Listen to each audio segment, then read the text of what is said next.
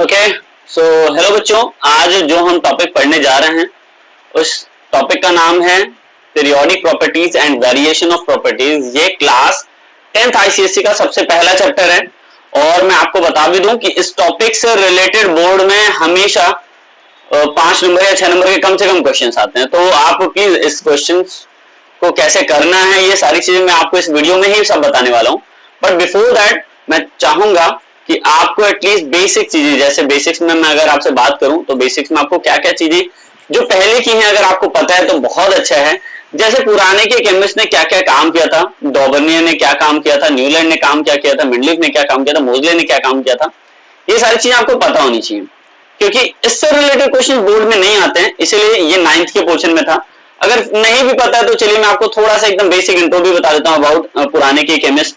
Like डॉबर्नियर से हम start करते हैं। तो देखो डॉबर्नियर का काम क्या था, उन्होंने एलिमेंट्स का बनाया था ट्रेड्स। अगर आपको याद आ रहा होगा 9th में आपने हल्का सा भी पढ़ा होगा, तो उन्होंने ट्रेड्स बनाया था 3-3 एलिमेंट का और पाया क्या कि भैया जो मिडिल वाला एलिमेंट है, जो बीच वाला एलिमेंट है, उसकी प्रॉपर्टी अगल बगल वाले एलिमेंट से क्या हो रही है, मैच हो रही है। लेकिन तभी होगी जब आप इंक्रीजिंग एटॉमिक मास के बेसिस पे उन एलिमेंट्स को क्या करोगे, अरेंज करोगे। तो ये कॉन्सेप्ट किसका था, डॉबर्नियर का। जस्ट अ सेकंड बच्चों, मैं अपना पेन उठा लूं। ओके सो इस पेन से थोड़ा सा मुझे हेल्प मिलता है। फाइन, अब मैं बात करने वाला हूँ न्यूलैंड के बारे में। तो देखो न्यूलैंड का जो कॉन्सेप्ट था ना, वो पूरा कॉन्सेप्ट था इनका म्यूजिक को लेके। जैसे उन्होंने बोला था कि हमने एलिमेंट को अरेंज कर दिया इंक्रीजिंग ऑर्डर में, ठीक है कोई बात नहीं। जो भी एलिमेंट को आप उठाओगे उससे 8वें नंबर पे, जैसे उसको आप 1 काउंट कर लो, जिसको भी आप उठा रहे हो उसको 1 काउंट कर लो, तो उसके 8वें नंबर पे जो भी एलिमेंट आएगा इन दोनों की प्रॉपर्टीज क्या होंगी, मैच होंगी। जैसे मान लो यहाँ पे कोई एलिमेंट रखा हुआ है तो उसको 1 मान लो, उसके वहां से 1 2 3 ऐसे बढ़ते हो यहाँ पे जो 8वां नंबर वाला आएगा एलिमेंट, इन दोनों की प्रॉपर्टी आपस में मैच हो जाएगी। तो ये किसने कहा था, न्यूलैंड ने। फिर है मेंडलीफ। मेंडलीफ तो भैया बहुत अच्छे, शायद उन्हीं की वजह से आज पूरा मॉडर्न पीरियोडिक टेबल बन के तैयार हुआ है। उन्होंने ग्रुप पीरियड, ठीक है, ये जो ऐसे लंबा सा लाइन बना रहा हूँ दैट इज ग्रुप, और ये जो बना रहा हूँ that is what, that is period, ठीक है। तो उन्होंने ग्रुप और पीरियड जैसे कॉन्सेप्ट दिए, सब कुछ अच्छा किया। शायद आप जानते ही होंगे, सुने भी होंगे पहले कि इन्होंने इंक्रीजिंग एटॉमिक वेट के बेसिस पे एलिमेंट को अरेंज किया था, ग्रुप्स और पीरियड बनाए थे। बट एक थोड़ा सा लिमिटेशन हो गया, जानते हो क्या, ये अगर एटॉमिक वेट की जगह ना कोई और कॉन्सेप्ट चूज किया तो शायद कभी फेल ही नहीं होते। लेकिन इंक्रीजिंग एटॉमिक वेट की वजह से कमियां क्या क्या आने लगी। जैसे मेन जो कमियां थी कि कुछ एलिमेंट ऐसे थे जिनका एटॉमिक वेट ज्यादा था, उसको भी इन्होंने क्या कर दिया भैया, पहले रख दिया। बट ऐसा होना नहीं चाहिए, उन्होंने पहले बोला इंक्रीजिंग एटॉमिक वेट। और क्या कमी थी, आइसोटोप्स को कहां रखते। देखो वेट में प्रॉब्लम ही हो गया क्योंकि कुछ ऐसे एलिमेंट है जिनके एक से ज्यादा एटॉमिक वेट है, तो आप दो बार थोड़ी ना रखोगे, तो ये चल नहीं सकता था। अब नेक्स्ट टर्म आता है मोजले का। तो यही पूरा टॉपिक ही मोजले से रिलेटेड है, पूरे चैप्टर से रिलेटेड। अगर आपको कुछ पढ़ना है तो मोजले के बारे में आपको पहले पता होना चाहिए। इन्होंने जो बनाया वो एलिमेंट को अरेंज किया ग्रुप और पीरियड में ही, लेकिन प्लस पॉइंट क्या थी इनकी, पहले आप प्लस पॉइंट जानिए क्योंकि आपको अगर प्लस पॉइंट पता चल गया तो आप सब जान सकते हैं। इनकी जो प्लस पॉइंट थी, एटॉमिक वेट रखने से जो आइसोटोप वाला प्रॉब्लम था वो खत्म हो गया, ठीक है। और बहुत सारे एलिमेंट जिनका इंक्रीजिंग एटॉमिक वेट पे नहीं अरेंज था, वो भी सारा प्रॉब्लम क्या हो गया, खत्म हो गया। खुद सोचो जब ये सारी चीजें खत्म होगी तो उनको एडवांटेज तो मिलेगा अभी भी, लेकिन इसमें एक कमी है, वो है पोजीशन ऑफ हाइड्रोजन। और दूसरा कोई आपसे पूछे तो बोल देना लेंथेनाइड और एक्टिनाइड नीचे क्यों रखा गया, इसका कोई जवाब नहीं है मॉडर्न पीरियोडिक टेबल के पास। फाइन, ये देखिए ये सारी चीजें जो मैंने अभी आपको बोला ना, ये पूरा टर्म यहाँ पे दे दिया पहले से, तो आपको बस समझना है मॉडर्न पीरियोडिक लॉ में क्या बोला गया था कि भैया जो भी एलिमेंट्स अरेंज होते हैं वो कैसे होते हैं on the basis of modern periodic law. उन्होंने एक ही छोटा सा टर्म बोला है कि फिजिकल और केमिकल प्रॉपर्टीज जो एलिमेंट है उनका पीरियोडिक फंक्शन किससे रिलेट करेगा, एटॉमिक नंबर से रिलेट करेगा, ठीक है। अब जो नेक्स्ट टर्म आता है वो हमारा आता है कुछ बेसिक चीजें अबाउट पीरियोडिक टेबल। तो पहला क्लासिफिकेशन भैया एटॉमिक नंबर के बेसिस पे हुआ, पोजीशन इलेक्ट्रॉनिक कॉन्फ़िगरेशन के बेसिस पे आप निकाल सकते हैं, ठीक है। Main increasing order of atomic number के बेसिस पे सबको अरेंज किया गया था। तो तैयारी क्या हुई भैया, 2 चीजें बनी, क्या क्या, एक बना पीरियड और एक बना ग्रुप। तो ओवरऑल कितने पीरियड थे, 7 पीरियड थे और 18 क्या था हमारा ग्रुप। अब पीरियड में होता क्या, जनरली मैं अगर बात करूं तो स्टार्टिंग के एलिमेंट से स्टार्ट होगा, एंड तक जाएगा, ऐसे कुछ होगा। टर्म्स क्या कहते हैं, देखिए यहाँ पे बोला हुआ है कि हो सकता है स्टार्टिंग में किसी के इलेक्ट्रॉन ना भरे हों, लेकिन लास्ट तक जाते थे सबके इलेक्ट्रॉन फुलफिल्ड हो जाएंगे। जिनमें इलेक्ट्रॉन आपको देखिए भैया फुलफिल्ड नहीं है तो वो तो या तो मेटल होंगे, या तो नॉन मेटल होंगे, या तो मेटलॉइड होंगे, लेकिन जो पूरे फुलफिल्ड है ना वो होंगे नोबल गैसेस। ठीक है, अब कैसे पूरे फुलफिल्ड वाला, तो बेसिक तो आप जानते होंगे कि 8 बाहर है तो फुलफिल्ड है, ये टर्म्स आपको याद रखने हैं। ठीक है, फिर नेक्स्ट टर्म हमारा आता है ग्रुप को लेकर। ठीक है, ग्रुप में अगर मैं बात करूं तो देखो इसमें मेटालिक से नॉन मेटालिक कैरेक्टर तक हो सकता है पहुंच जाए पीरियड के टाइम में, बट ग्रुप में सबकी प्रॉपर्टीज एक ही जैसी होंगी। ठीक है, हो सकता है अगर ये ग्रुप पूरा मेटल का है तो ये सब मेटल ही जैसे होंगे, नॉन मेटल का तो सब नॉन मेटल जैसे होंगे, सबकी वैलेंसी अगर 1 है तो सबकी वैलेंसी 1 ही होगी, बट इसमें ऐसा नहीं हुआ, पीरियड में वैलेंसी बदलती रहेंगी। ठीक है, फिर आता है सेपरेशन। देखो हम ओरिजिनल वे में बताएं तो सबसे ज्यादा रिएक्टिव मेटल 2 ग्रुप में लाई करते हैं, ग्रुप 1 और ग्रुप 2 में। फिर ट्रांजिशन एलिमेंट कहां लाई करते हैं, तो देखो ये 3 से लेके जो 12 तक होता है ना ग्रुप, उसमें आता है ट्रांजिशन एलिमेंट, और 13 से लेके 17 तक में आते हैं नॉन मेटल, 18 वाला होता है पूरा नोबल गैसेस। होपफुली इतनी चीजें आप सभी बच्चों को समझ में आ गई होंगी। ठीक है, अब हम लोग आते हैं पीरियोडिसिटी। तो देखो पीरियोडिसिटी का मतलब क्या होता है भैया, कि अगर हम मान लो एक ग्रुप में जा रहे हैं या लेफ्ट टू राइट इन्हें पीरियड जा रहे हैं, ठीक है, लेफ्ट टू राइट जब इन्हें पीरियड जा रहे हैं या ग्रुप पे जा रहे हैं तो क्या क्या चेंजेस आ रहे हैं, इस टर्म्स को हमने एक छोटा सा नाम दे दिया, क्या, पीरियोडिसिटी।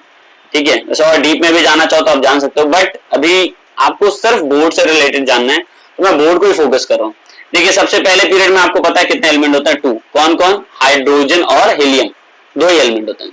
सेकंड पीरियड में कितने एलिमेंट होते हैं, 8। थर्ड में भी कितने होते हैं, 8। आप पीरियोडिक टेबल देखो आपको और अच्छे से समझ में आएगा। और फोर्थ में कितने होते हैं, कोई पूछ ले फोर्थ में कितने होते हैं, तो भैया फोर्थ में होते हैं 18। फिफ्थ में कितने होते हैं, 18। सिक्स्थ में कितने होते हैं, 32। वैसे सेवंथ में भी अब 32 हो गया है, यहाँ पे 26 लिखा है, बट ये पुराने टाइम का बुक है, लेकिन पहले कितने थे, 26 ही थे। तो हम जनरली बोल सकते हैं कि इसमें मैक्सिमम कितने आ सकते हैं, 2, इसमें 8, इसमें 8, फिर फोर्थ में 18, फिफ्थ वाले में भी 18, सिक्स और सेवन में 32 मैक्सिमम इलेक्ट्रॉन आ सकते हैं। नेक्स्ट पॉइंट पे आते हैं बच्चों हम लोग। देखो अब हम लोगों का टर्म आता है कि कई लोग हमसे ये भी पूछने लगते हैं, ठीक है, जरूरी भी है पूछना, कि भैया आपको क्या चीजें, अगर मैं बात करूं left to right in a period में, तो आपको क्या चीजें ऐसी हैं जो दिखती हैं कॉमन या डिफरेंस। तो देखो सिमिलैरिटी अगर मैं बात करूं ना, तो नंबर ऑफ इलेक्ट्रॉन, याद रखिएगा, नंबर ऑफ इलेक्ट्रॉन क्या होता जाएगा, चेंज। लेफ्ट टू राइट में जाते वक्त नंबर ऑफ इलेक्ट्रॉन तो चेंज होगा, लेकिन शेल क्या रहेगा, सेम। सेल क्या रहेगा, सेम। यानी वैलेंस इलेक्ट्रॉन तो लेफ्ट टू राइट जाओगे तो एक एक बढ़ता हुआ जाएगा, लेकिन अगर मैं पूछूं शेल, तो शेल वही रहेगा, शेल नहीं बदल सकता है left to right in period में। जैसे आप एक छोटा सा एग्जांपल है, आप पीरियड 2 देख लीजिए, पीरियड 3 देख लीजिए, मैं दोनों की बात कर रहा हूं, तो एक बार ध्यान से देखिए, एटॉमिक नंबर बढ़ रहा है, हाँ ठीक है, इलेक्ट्रॉनिक कन्फिगरेशन में एक एक इलेक्ट्रॉन बढ़ते आ रहे हैं, सही बात है, एक एक इलेक्ट्रॉन बढ़ते आ रहे हैं, लेकिन अगर मैं पूछूं कि इनका शेल, तो आप देखो ये भी 2 ही शेल वाला है, ये भी 2 ही शेल वाला है, ये भी 2 ही शेल वाला है, ये भी 2 ही शेल, 2 ही शेल, 2 ही शेल, 2 ही शेल, सब 2 ही शेल हैं। ठीक है, तो ये सब के सब कितने सेल वाले हैं, 2 सेल वाले।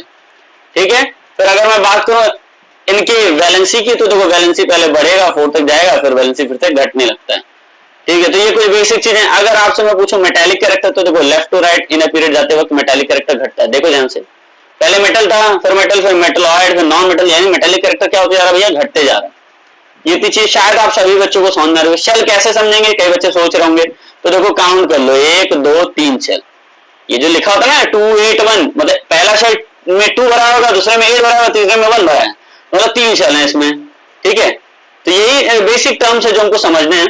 अगर कोई आपसे पूछे कि लेफ्ट टू राइट में इलेक्ट्रोपॉजिटिव कैरेक्टर क्या हो रहा है, electropositive character left to right में घट रहा है, क्योंकि मेटालिक कैरेक्टर भी इलेक्ट्रोपॉजिटिव कैरेक्टर शो करते हैं, और इधर से इधर, तो भैया इधर से इधर नॉन मेटल से मेटल बन जा रहा है, तो इलेक्ट्रोपॉजिटिव कैरेक्टर इधर क्या होगा, इंक्रीज, बट इधर क्या होगा, इधर क्या होगा, इंक्रीज, बट इधर क्या होगा, डिक्रीज।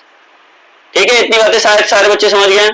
अच्छा चलिए अब हम लोग थोड़ा सा और आगे बढ़ते हैं। देखिए यहाँ पे ऑक्साइड वाला भी टर्म दिया है, तो मैं वो भी आपको बता देता हूँ कि जनरल वे में अगर मान लीजिए मेटल किसी हैलाइड से मिल रहे हैं, क्लोराइड से मिल रहे हैं, तो मेटल्स जब भी मिलते हैं तो याद रखिएगा उनके अंदर आयनिक कैरेक्टर होता है, बट एल्युमिनियम मेटल होने के बाद भी उसके अंदर आयनिक और कोवलेंट दोनों कैरेक्टर होता है। ये रीजन आप 11th में आएंगे बच्चों तो अच्छे से समझ में आएगा, बट मैं आपको बस एक ही चीज समझाना जो चाह रहा हूं कि आयनिक कैरेक्टर डिक्रीज होगा और covalent character left to right क्या होगा, बढ़ेगा, ये आपको याद रखना है। ठीक है, बेसिक कैरेक्टर कोई आपसे पूछ ले, मान लो हाइड्रोक्साइड से जोड़ा जा रहा है और कोई पूछ ले बेसिक कैरेक्टर बताइए, तो याद रखिएगा लेफ्ट टू राइट में बेसिक कैरेक्टर क्या होगा, basic character left to right में जाते वक्त क्या होगा, वो डिक्रीज होगा। ठीक है, basic character left to right जाते वक्त क्या होगा, डिक्रीज होगा। और अगर मैं पूछूं acidic character left to right में, तो याद रखिएगा सीधी सी बात है, बेसिक कैरेक्टर अगर घट रहा है तो एसिडिक कैरेक्टर ऑटोमेटिकली क्या होगा, बढ़ेगा। ये टर्म आपको याद रखना है, बेसिक चीजें। ठीक है, अब हम लोग बात करने वाले हैं, देखिए ये पूरा पीरियड जो बना हुआ था, यहाँ से आप चाहें तो इस पूरे ग्रुप को देख भी सकते हैं कि देखिए इसमें कितने एलिमेंट हैं, इसमें कितने एलिमेंट, आप काउंट भी कर सकते हैं। मैं अगर सिर्फ एक वे में बात करूं तो ग्रुप 1 को एक नाम दिया, क्या, alkali metal.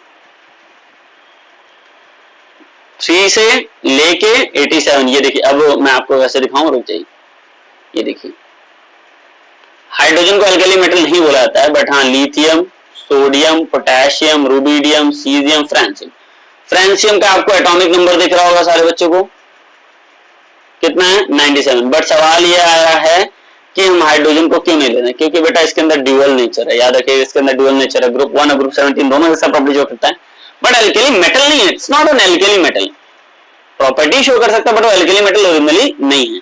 Second group alkaline earth metal उसको बोलते हैं, कहां से स्टार्ट होता है, 4 एटॉमिक नंबर से लेके 88 तक, देखिए लास्ट वाला 88 है, ऊपर वाला 4 है, ठीक है। अब नेक्स्ट हम पे आते हैं 3 से लेके 12, तो देखो यही है हमारा 3 से लेके 12 ग्रुप। थोड़ा सा मुझे खिसकना पड़ेगा, नहीं खिसकना नहीं, ये 3 से लेके 12 ग्रुप क्या है हमारा, ट्रांजिशन एलिमेंट, मतलब ये पूरा का पूरा जो ब्लू वाला सेक्शन है हमारा क्या है, ट्रांजिशन एलिमेंट, ठीक है। ये जो नीचे हमारा भी यहाँ पे बना हुआ नहीं दिख रहा होगा आपको, नीचे 2 बने होते हैं पीरियड, ठीक है, 6 और 7, इनको बोलते हैं हम लोग लेंथेनाइड और एक्टिनाइड सीरीज, ठीक है। तो ये आपको याद रखना है क्योंकि ये पीरियोडिक टेबल का हिस्सा है। अब अगर मैं बात करूं 13 से लेके 16 तक को बोलते हैं हम लोग पोस्ट ट्रांजिशन एलिमेंट, क्या बोलते हैं हम लोग इनको, पोस्ट ट्रांजिशन एलिमेंट। ग्रुप 17 को हम लोग बोलते हैं हैलोजन, ग्रुप 18 को हम लोग बोलते हैं नोबल गैसेस। तो होपफुली इतनी चीज तो सारे बच्चों को समझ में आ गई होंगी, ठीक है। अब इसके बाद हम लोग नेक्स्ट पॉइंट पे आते हैं। कई बच्चे सोच रहे होंगे नोबल गैस क्या होता है, देखो नोबल गैस नाम ही उनका रखा गया कि अनरिएक्टिव, इनर्ट, मतलब किसी से ये रिएक्ट नहीं करते हैं। 10th तक, 11 में आओगे तो पता चलेगा वो भी रिएक्ट करते हैं, तो ये सस्पेंस ही है, ठीक है। अच्छा देखिए हमने कुछ बेसिक चीजों पे बात किया था कि भैया अगर हम डाउन द ग्रुप जाएंगे तो आप हमको बताओ क्या होगा। ग्रुप की बात करें तो देखो ग्रुप में नंबर ऑफ इलेक्ट्रॉन तो रहेंगे सेम, वैलेंस इलेक्ट्रॉन क्या रहेंगे same, but number of shell एक एक क्या होगा, बढ़ते चला जाएगा, नंबर ऑफ शेल एक एक क्या होगा, बढ़ते चला जाएगा। अगर आपको ऐसा नहीं समझ में आ रहा तो यहाँ पे एक बार इलेक्ट्रॉनिक कॉन्फ़िगरेशन देखो, इसमें 2 1 दिया हुआ है, ठीक है, इसमें 2 8 1 2 8 8 1, मतलब बाहर तो एक है, वैलेंस इलेक्ट्रॉन 1 ही है, लेकिन शेल क्या हो रहा है, यहाँ पे 2 शेल है, 2 1 मतलब 2 शेल, 2 8 1 2 8 1 3 शेल हो गए, ठीक है, फिर 2 8 8 1 2 8 8 1 4 शेल हो गए, ठीक है। तो मतलब शेल एक एक क्या होते जा रहे हैं, बढ़ते जा रहे हैं, ठीक है। तो ये पूरा टर्म देखिए यहाँ पे दिया भी है ऊपर, आप ध्यान से देखेंगे तो सारे टर्म्स यहाँ पे दिए हुए हैं। अरे भाई सर गया, ओहो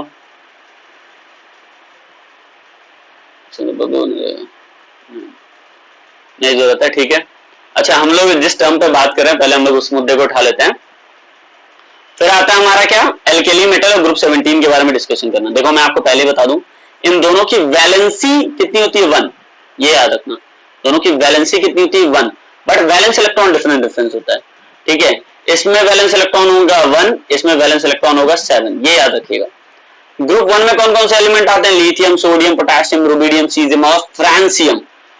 ग्रुप 17 में कौन आता है, फ्लोरीन, क्लोरीन, ब्रोमीन, आयोडीन और एस्टेटीन, ठीक है, इतने सारे एलिमेंट आते हैं। नेचर की बात करूं तो ये भी बहुत रिएक्टिव होता है बेटा, ये भी बहुत रिएक्टिव होता है, बट ये इलेक्ट्रो पॉजिटिव होता है और ये क्या होता है, इलेक्ट्रो नेगेटिव होता है।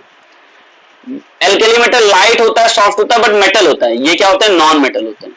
मेटल सॉफ्ट है, ठीक है, नाइफ से कट भी कर सकते हैं, लेकिन इलेक्ट्रिसिटी कंडक्ट करेगा, बट ये इलेक्ट्रिसिटी कंडक्ट नहीं करेगा। पहली चीज गैसेस स्टेट में या तो लिक्विड स्टेट में, या तो हो सकता है आयोडीन जो क्रिस्टल होता है वो सॉलिड स्टेट में एग्जिस्ट कर सकता है, ठीक है। कंडक्टिविटी की तो मैंने पहले ही बोल दिया भैया, ये गुड होते हैं, ये बैड होते हैं। अगर मैं बात करूं ऑक्सीडाइजिंग या रिड्यूसिंग एजेंट, तो याद रखिएगा जितने भी मेटल होते हैं एल्केली वो सबके सब स्ट्रॉन्ग रिड्यूसिंग एजेंट होते हैं, और ग्रुप 17 क्या होते हैं, ऑक्सीडाइजिंग, स्ट्रॉन्ग ऑक्सीडाइजिंग एजेंट होते हैं।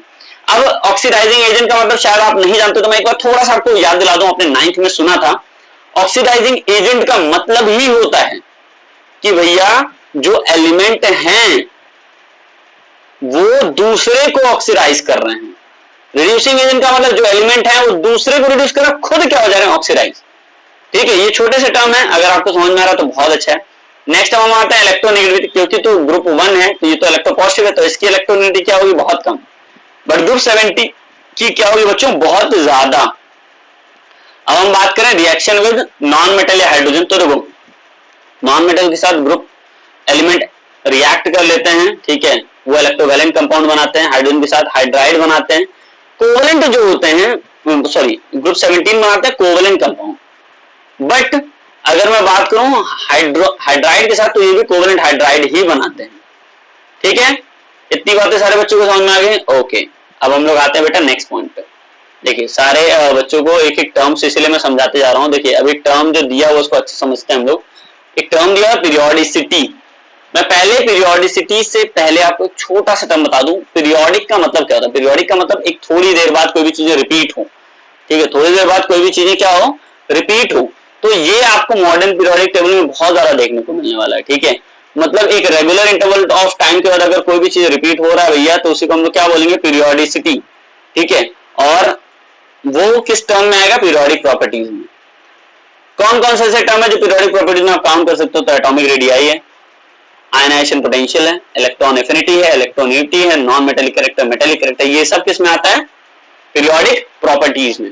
तो ये सारे टर्म्स हम एक काम करेंगे बच्चों, ये सारे टर्म्स हम लोग ना वन बाय वन पढ़ने की कोशिश करते हैं, बट बिफोर दैट हम एटलीस्ट डेफिनेशन तो जान ले होता क्या क्या है।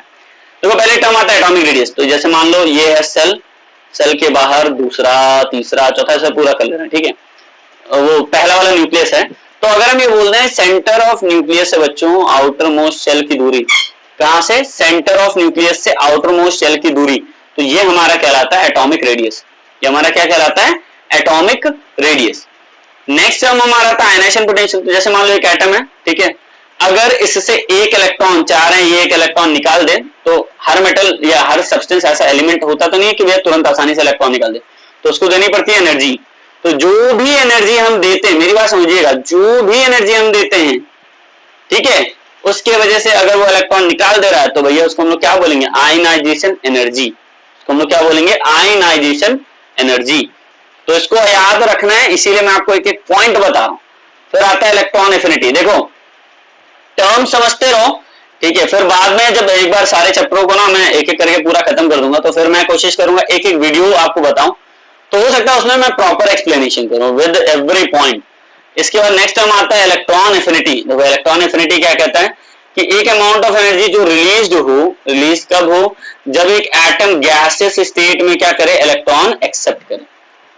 मतलब इलेक्ट्रॉन एफिनिटी क्या बोलता है, अमाउंट ऑफ एनर्जी रिलीज हो रहा हो जब कोई एटम गैसियस स्टेट में क्या कर रहा हो, इलेक्ट्रॉन एक्सेप्ट कर रहा हो। बात समझ में आ रही है। फिर उसके बाद हमारा नेक्स्ट टर्म आता है इलेक्ट्रोनेगेटिविटी। देखो इलेक्ट्रोनेगेटिविटी हमसे क्या कहता है, किसी भी एटम की टेंडेंसी इलेक्ट्रॉन को खुद की तरफ क्या करना, अट्रैक्ट करना, खुद की तरफ क्या करना, अट्रैक्ट करना, जब वो किसी कंपाउंड में क्या हो, कंबाइंड हो, जब वो किसी कंपाउंड में क्या हो, कंबाइंड हो, ठीक है। फिर आता है नॉन मेटेलिक कैरेक्टर और मेटेलिक कैरेक्टर।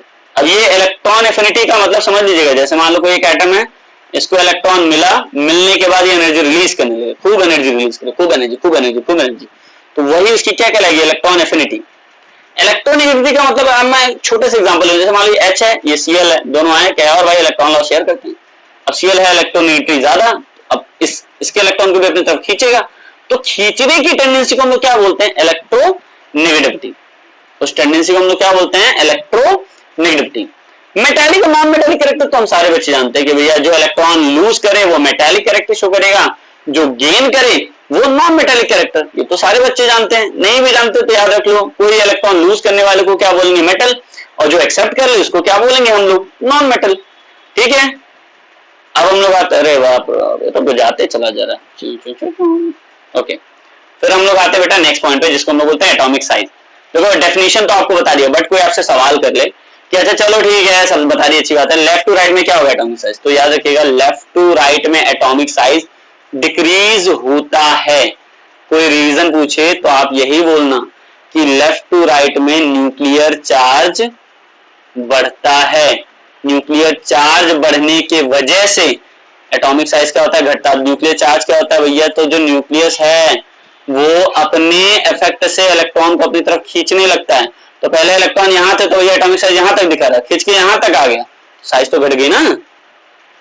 तो अब कई बच्चे ये भी सोच रहे होंगे सर एक ही सेल में न्यूक्लियर चार्ज कैसे बढ़ रहा होगा। बेटा इलेक्ट्रॉन जब बढ़ रहा है ना, तो खुद सोचो किसी एटम में 4 इलेक्ट्रॉन है, एक में 5 इलेक्ट्रॉन, एक में 6 इलेक्ट्रॉन, तो अगर 6 इलेक्ट्रॉन में 6 प्रोटॉन भी तो होंगे, यानी सेम शेल में एक में 6 प्रोटॉन 6 इलेक्ट्रॉन, तो 6 प्रोटॉन ज्यादा तेजी से खींचेगा एज कंपेयर टू 4 इलेक्ट्रॉन वाले, 4 प्रोटॉन वाले। ठीक है, तो ये टर्म्स आपको याद भी रखना है। ठीक है, अब इसके बाद टॉप टू बॉटम में क्यों बढ़ने लगता है, तो क्योंकि भैया नंबर ऑफ शेल बढ़ रहा है, इसी वजह से एटॉमिक साइज बढ़ने लगेगा। ठीक है, तो अब एक छोटा सा टर्म मैं आपको बता दूं, लेफ्ट टू राइट जाते वक्त वैसे जनरली तो साइज घटता है, बट नोबल गैसेस में ये नियम नहीं फॉलो होता है। कोई पूछे ऐसा क्यों, इसके पीछे सिर्फ एक छोटा सा रीजन है, क्योंकि वो कंप्लीटली फिल्ड है, कंप्लीटली फिल्ड इलेक्ट्रॉन होने की वजह से उनके बीच में क्या होने लगता है, रिपल्शन।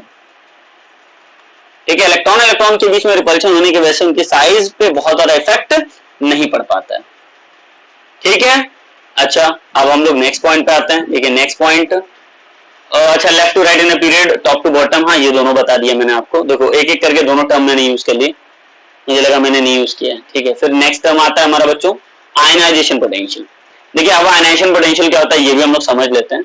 ठीक है, आयनाइजेशन पोटेंशियल जनरली बोलता है कि कोई भी एटम है, ठीक है, एटम से एक इलेक्ट्रॉन निकालने के लिए जो भी हम एनर्जी दे रहे होंगे वो क्या कहलाएगा, आयनाइजेशन एनर्जी। बट इसके लिए कुछ कंडीशंस हैं जो हमको याद रखने हैं। पहला कंडीशन क्या, कि ये गैस स्टेट में होना चाहिए, और दूसरा ये किसी के साथ कंबाइंड नहीं होना चाहिए, मतलब अकेला होना चाहिए।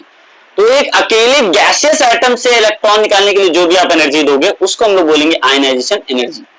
तो सिंपल से देखो डेफिनेशन भी है कि द अमाउंट ऑफ एनर्जी लिखा हुआ है रिक्वायर्ड टू रिमूव क्या, एक मिनट, रिमूव क्या, a loosely bonded electron from outermost shell of an isolated gaseous atom। मैंने पहले बोला था कि जब तक भैया गैसियस स्टेट में नहीं होगा आप इलेक्ट्रॉन नहीं निकाल पाओगे। तो एक इलेक्ट्रॉन निकाले तो वो कहलाएगा उसका फर्स्ट आयनाइजेशन, मान उसके बाद भी एक और इलेक्ट्रॉन निकालो तो उसका कहलाएगा सेकेंड आयनाइजेशन।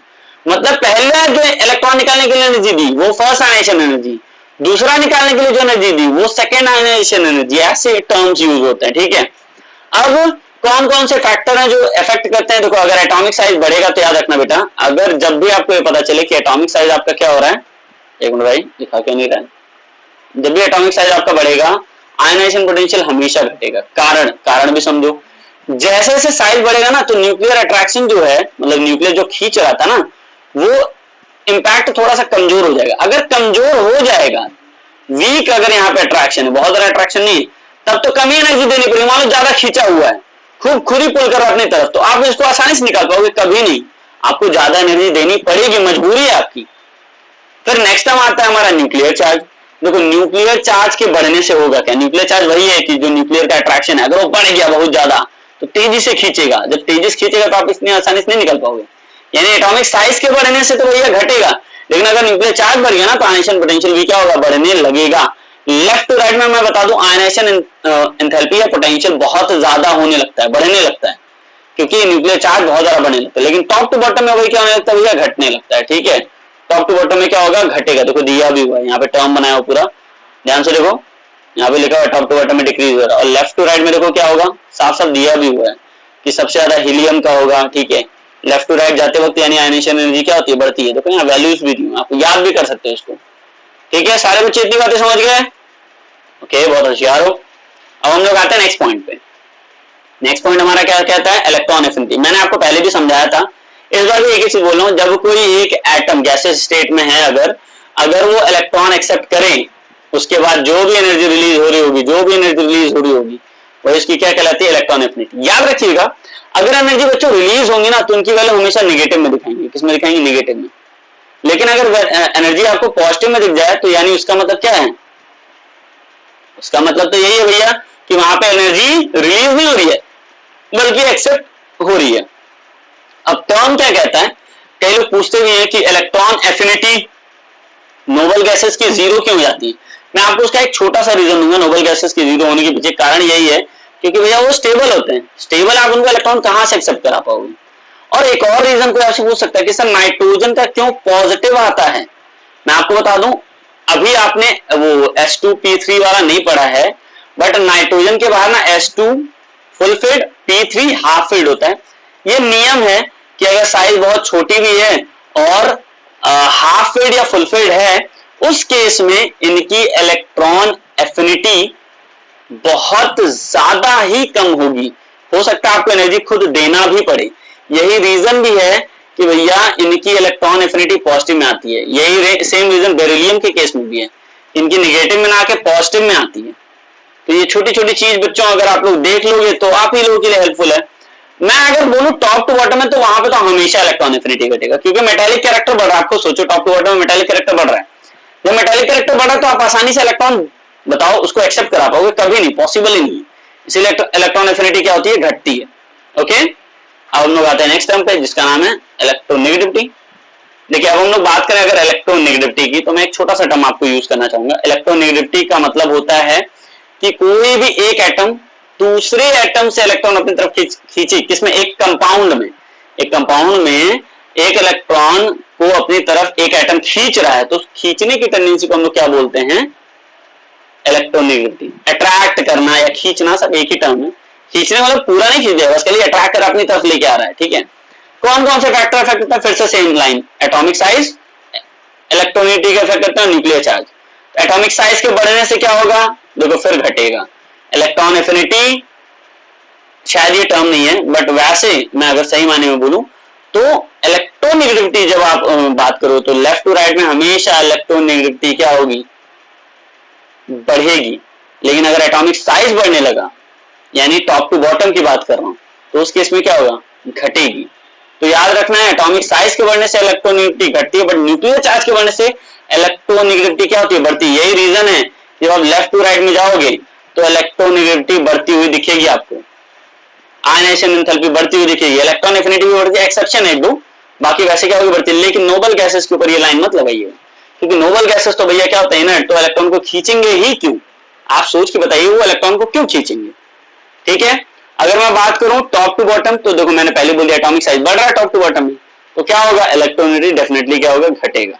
ठीक है, अब एक छोटा सा टर्म मेटालिक और नॉन मेटालिक कैरेक्टर। देखो मैं आपको खुद बता भी दूं, मेटालिक और नॉन मेटालिक कैरेक्टर में हम ये बात समझ चुके हैं कि भैया जब लेफ्ट टू राइट जा रहे हैं तो मेटालिक कैरेक्टर घटता हुआ दिख रहा है, टॉप टू बॉटम में बढ़ता हुआ दिख रहा है। बट आपसे कोई ये भी तो पूछ सकता है भैया कि कैसे आपको पता चलेगा मेटालिक कैरेक्टर? तो सर इलेक्ट्रॉन डोनेटिंग टेंडेंसी दिखे तो metallic character, electron accepting tendency दिखे तो non metallic character. Noble gas सबसे लास्ट में आएगा तो उसके लिए नाम ही नहीं लेना है। बस याद क्या रखना है, लेफ्ट टू राइट में मेटालिक कैरेक्टर घटेगा और टॉप टू बॉटम में देखो, अभी यहाँ पे ध्यान से देखना, टॉप टू बॉटम में मेटालिक कैरेक्टर क्या होगा? बढ़ेगा। इसी को देख लो यहाँ पे जो बना हुआ है, पहले क्या था? नॉन मेटल, फिर मेटलॉइड, मेटलॉइड, फिर मेटल, मेटल, यानी टॉप टू बॉटम में क्या हो रहा है? बढ़ रहा है। लेफ्ट टू राइट में क्या हो रहा है? घट रहा है। ठीक है, समझ में आया? ओके, और नॉन मेटालिक कैरेक्टर कोई पूछ लेगा तो क्या होगा? नॉन मेटालिक कैरेक्टर क्या होगा? घटेगा। टॉप टू बॉटम में ग्रुप देखो यहाँ पे दिया भी है, down group. Metallic character decrease होगा, लेकिन कहां पे? पीरियड में। और ग्रुप में क्या होगा? बढ़ेगा। नॉन मेटालिक कैरेक्टर पीरियड में बढ़ रहा है तो ग्रुप में क्या होगा? घटेगा। छोटा सा टर्म है, देखो एक तरफ अगर कोई बढ़ता हुआ दिख रहा है तो दूसरे साइड वो ऑटोमेटिकली घटता हुआ दिखेगा। फिर अदर फिजिकल प्रॉपर्टीज, देखो टर्म दिया वैसे ही सिलेबस में नहीं, बट फिर भी मैं आपको बता रहा हूँ। जैसे कोई आपसे पूछे ऑक्साइड्स कैरेक्टर, हाइड्रोक्साइड कैरेक्टर, तो अगर मेटल का ऑक्साइड या हाइड्रोक्साइड बनता है तो बेसिक होते हैं, बट नॉन मेटल का ऑक्साइड या हाइड्रोक्साइड बनता है तो एसिडिक होते हैं। तो यानी लेफ्ट टू राइट में हमको ये चीज समझ लेना है, लेफ्ट टू राइट में बेसिक कैरेक्टर घटेगा और एसिडिक कैरेक्टर क्या होगा? बढ़ेगा। किसका? ऑक्साइड या हाइड्रोक्साइड के केस में। और हाइड्राइड्स या ऑक्सी एसिड्स की हम लोग बात करें तो देखो हाइड्राइड्स या oxyacid left to right में बढ़ते हुए दिखेंगे, मतलब एसिडिक कैरेक्टर हमेशा आपको लेफ्ट टू राइट में क्या दिखेगा? बढ़ता हुआ दिखेगा, एक्सेप्ट OH के केस में। ठीक है, अब हम लोग नेक्स्ट पॉइंट पे आते हैं बच्चों। देखो नेक्स्ट पॉइंट हमारा क्या है? नहीं वैसे ये तो नहीं है, रेफरेंस है ये बहुत ज्यादा इंपॉर्टेंट टर्म नहीं है। अब ये देखिए पूरा ट्रेंड दिया हुआ है, तो मैं चाहूंगा ये सारे आप लोग अगर एक बार देख लोगे ना तो मुझे लगता है आपको बहुत ज्यादा परेशान होने की जरूरत ही नहीं है। सब कुछ दिया हुआ है, देखो कौन टॉप टू बॉटम में घट रहा है, ठीक है, कौन टॉप टू बॉटम में बढ़ रहा है, एक एक टर्म दिया हुआ है। Atomic size, ionisation enthalpy, electron affinity, electronegativity. देखो अब इसमें IEE और N, मतलब आप कह सकते हो आयनाइजेशन, इलेक्ट्रॉन एफिनिटी, इलेक्ट्रोनेगेटिविटी और नॉन मेटालिक कैरेक्टर ये घटते हैं टॉप टू बॉटम में, और मेटालिक कैरेक्टर और एटॉमिक साइज क्या होते हैं? टॉप टू बॉटम में बढ़ते हैं। जो चीजें मैं अभी बोल रहा हूं ना आपको, वो लेफ्ट टू राइट में उल्टा कर देना बस। मतलब एटॉमिक साइज और मेटेलिक कैरेक्टर बढ़ रहे थे ना टॉप टू बॉटम में, तो लेफ्ट टू राइट में क्या होंगे, घटेंगे। और ये सब घट रहे थे ना, ionisation potential, electron affinity, non metallic character, तो ये सब लेफ्ट टू राइट में क्या होंगे, बढ़ेंगे। देखो पूरा टेबल चार्ट में दे भी दिया है।